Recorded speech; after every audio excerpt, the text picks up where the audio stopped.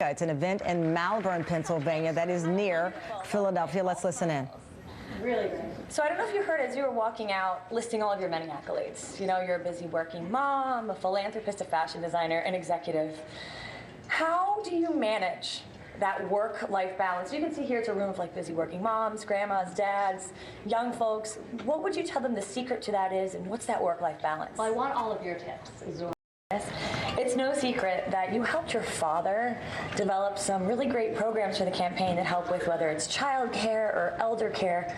What was your role in developing that? And can you tell a little bit to everyone about what those policies are and why they're so important to you? Yeah, so I'm very excited about this. Obviously, well, I stood up at the RNC and said that I'm not an overly political person. I've always been an independent in terms of how I voted, and I very much voted for the person as opposed to dogmatically for the party. But there are certain issues, and I've also avoided largely throughout the course of the campaign policy because I felt like it was a distraction. My father's the candidate, I'm not the candidate. What I can uniquely talk to all of you about is my father as a personal mentor and a role model to me as a great dad growing up. And having 3 young children myself, I recognize now it's really hard to be a good parent, and it's very hard to be,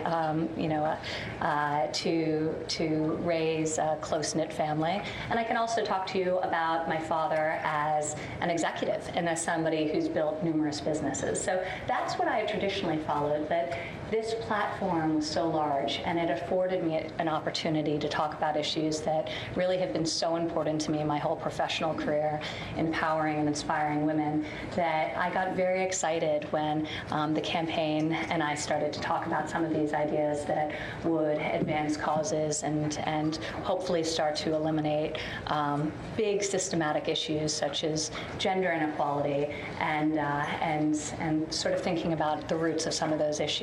And childcare is something I know, we were talking about balance before, I would not be able to go into the office every day and be able to have a professional life that fulfilled me if I didn't have very capable people taking care of my children, whether that's occasionally my mother-in-law or whether that's my nanny. I mean, this is core to being able to do business. And when you look at the actual statistics, you now see that motherhood is the greatest predictor of gender or of inequality in this country, wage inequality, than even gender is.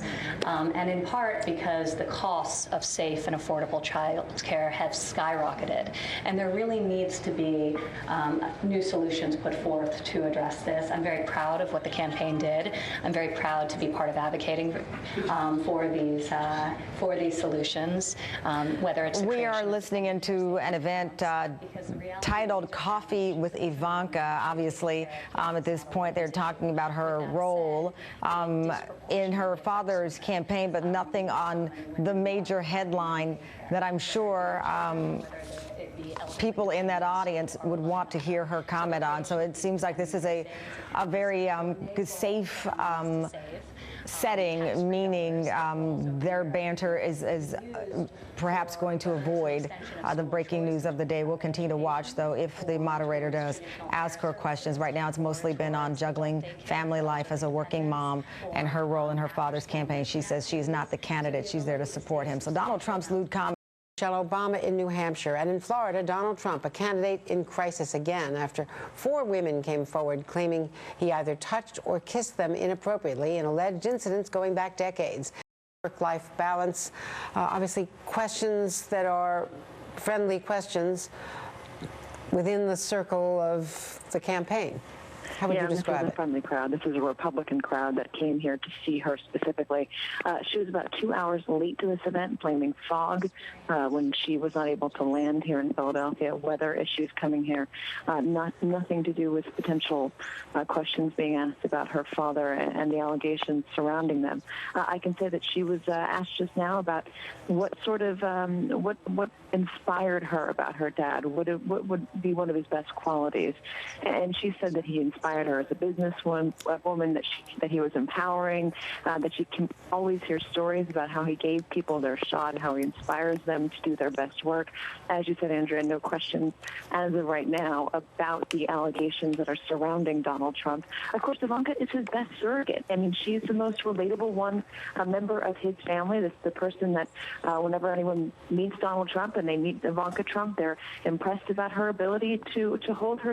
Since that 2005 tape broke, the only time we've heard her talk about any allegations.